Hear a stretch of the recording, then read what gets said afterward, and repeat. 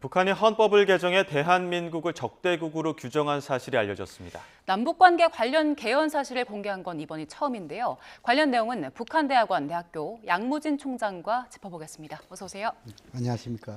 일단 개헌 이야기 해보겠습니다. 했는지 안 했는지 여러 가지 관측들이 나왔었는데 왜냐면 발표를 안 했기 때문에요. 근데 지금 이 어떤 간접적으로 나오는 이야기들 들어보면 결국엔 헌법을 바꾼 걸로 봐야겠죠? 지난 최고인민회의에서 이 적대국가 예. 규정한 헌법은 개정됐지만 지금까지 공개는 하지 않았다. 예. 이것이 합리적인 해석이다 생각되고 예. 특히 개정되었다는 부분과 관련해서는 오늘 이 조선중앙통신이라든지 노동신문에 나온 것을 볼 때 북한이 철저한 적대국가로 규제한 예. 공화국 헌법의 그 요구에 의해 가지고 이번에 철도도로 완전 폐쇄했다. 이렇게 지금 이제 이야기하고 있습니다. 예. 그 주장 속에 보면은 공화국 헌법의 요구라고 되기 때문에 그렇다면 결국은 적대국가라는 이 헌법의 개정된 것이 아니긴가 이렇게 추정해 볼 수 있습니다. 예. 예. 김정은 국무위원장이 올해 초에 그 헌법에서 자주 또 평화통일 이런 표현 삭제해라 지시하기도 했었잖아요. 그 표현들 이번에 삭제가 됐을까요? 지금까지 이 북한이 지난해 연말 올 초, 특히 올 초 김정은 위원장이 최고인민회의 시정연설에서 이 남북관계를 적대국가로 규정한 거기에 대한 관계되는 용어, 상징물, 특히 상징물과 관련해서는 조국 헌장 3대 탑이랄까요? 이것도 지금 해체 폭파했잖아요. 예.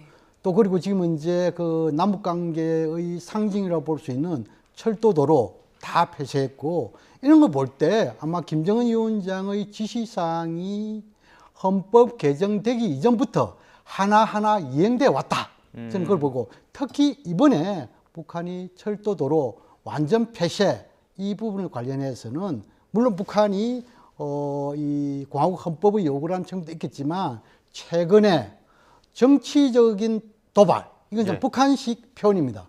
정치적 도발이라는 것은 일종의 대북 전단을 살포했다는 것이죠. 그 다음 째 군사적인 도발이라는 것은 무인기를 평양에 침투했다 이걸 두고 하는 거 아니겠어요? 예. 그런 측면에 봤을 때 이번에 도로 완전 폐쇄까지 나온 것은 김정은 위원장의 적대적 독일국가 이것을 철저히 이행하고 있고 헌법화까지 했다. 이렇게 해석하는 것이 합리적이라고 생각합니다. 그 최고인민회의 끝난 지 열흘 정도 지났는데 왜 지금 이 시점에 연결도로 폭파와 함께 전한 것인지 공개한 것인지 이 시점에 대한 의도는 뭐라고 보십니까? 과거 경험적 사례에 비춰볼 때 북한이 헌법을 개정한 내용을 둘러싸고 예. 물론 요약본에 대해서는 노동신문을 통해서 발표했지만 구체적인 부분과 관련해서는 빠르면 3개월, 늦어도 6개월 만에 이것을 갖다가 공개한 사례도 있습니다. 막 그런 것을 우리가 또 감안할 필요가 있고 그럼에도 불구하고 이번에는 최고인민회의 개최 이후 요약본까지도 하지 않았다. 이것은 결국은 뭐냐 하면은 이런 그 적대국가와 관련된 부분에 있어 가지고 민감한 사항이 있다.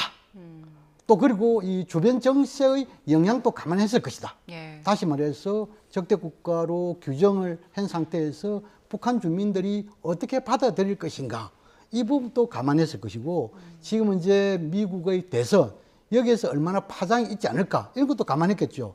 그런 것을 다 감안해 가지고 아마 이번에 좀 뭐랄까 간접적으로 개정했다는 것을 보여주고 앞으로 적절한 시기에 완성본 이것을 내놓을 것으로 보여지고 특히 이번에 이제 이 북한이 헌법 개정 부분뿐만 아니고 이 북한의 일종의 그 뭡니까 이 폭파 해체된 도로 철도 예. 이것도 뭐냐면 즉각 보도를 하지 않고 하루 이틀 뒤에 보도했다는 것은 아마 완전한 폐쇄에 대한 확인 절차 과정이 있었던 것이 아니겠냐.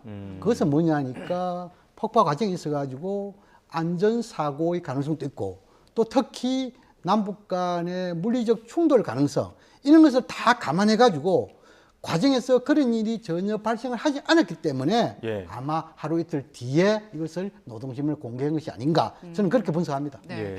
지금 북한이 해오고 있는 움직임들이 선대 유훈과는 좀 대치가 되는 부분이 있잖아요. 우리를 적대국으로 규정해서 북한이 얻을 수 있는 것들 어떤 게 있습니까? 북한의 선대라는 것은 김정일 위원장과 김일성 주석을 이야기했죠. 예. 그 김일성 주석과 김정일 위원장의 경우에는 비단호, 기하지, 살바, 또 특히 조국 통일 이 부분에 대해서 굉장히 치적으로 많이 이야기를 했죠. 예. 그런 치적에도 불구하고 김정은 위원장이 이 부분에 대해서 적대 두개 국가 이것을 강조한 점, 헌법화까지 한 점은 나름대로 김정은식 생존 전략을 이런 건 아니겠느냐. 다시 말해서 남측을 의식하지 않고 우리가 말하면 일종의 동토의 왕국이랄까요. 철저하게 장벽을 쌓아가지고 김정은 위원장 중심의 북한만 잘 먹고 잘 사겠다. 막 이러한 논리를 구상을 하다 보니까 선대의 취적 업적까지도 약간 폄훼하는 현상까지 온 것이 아니겠느냐. 예. 저는 그렇게 생각합니다. 북한이 앞으로도 요새화 계속한다고 하지 않았습니까? 이것도 김정은식 생존 전략이라고 봐야 됩니까?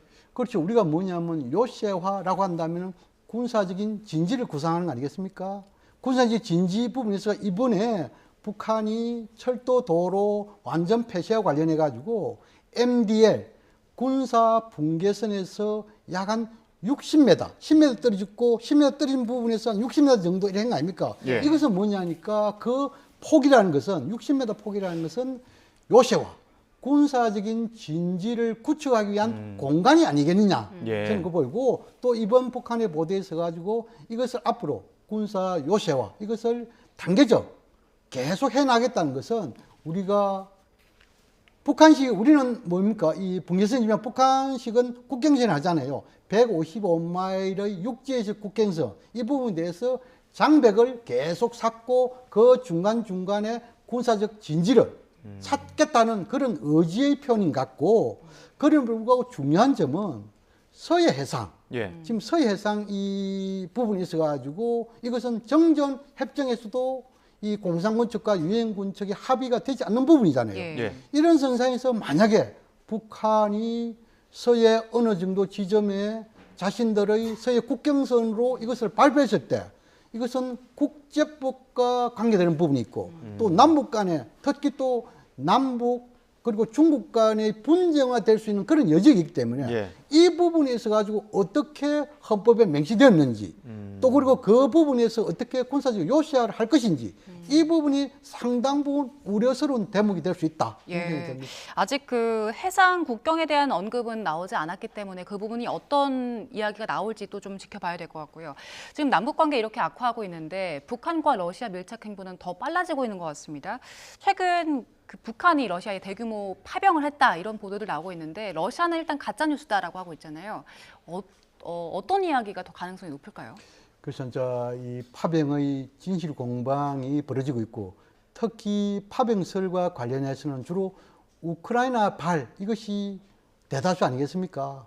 그런데 지금 이제 북러 간의 그 신조약 체결 이후에 아직까지 러시아와 북한 국내적으로 이 법 제도화가 되지 않았단 말입니다. 예. 다시 말해서 발효가 되려 하면은 최고인민회의에서 채택이 돼야 되고 또 러시아 이것 때문에 하원에서 법 제도가 돼야 되잖아요.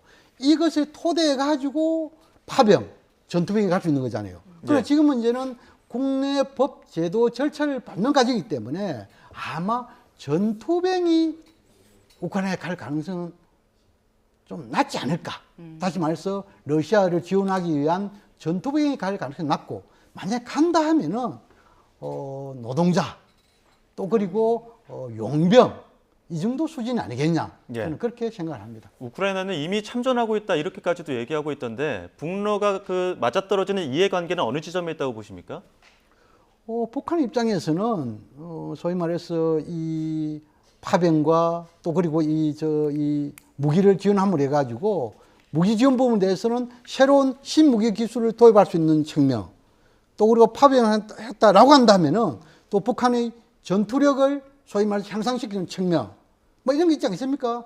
더 나아가서 혹시 용병이라든지 뭐 노동자를 가장한 기술병라고 한다면은 막 북한 무기의 성능 이거 지표하지 않겠어요? 예, 예. 이걸 돼가지고 상당히 정확도 명중이 높으면 앞으로 이런 무기를 상용할 수 있는 측면도 있겠죠. 예. 또 그리고 북한에서 외화 획득 예. 그런 이점이 있고 러시아 입장에서는 지금 이제 전투병과 무기가 상당히 부족한 거 아니겠습니까?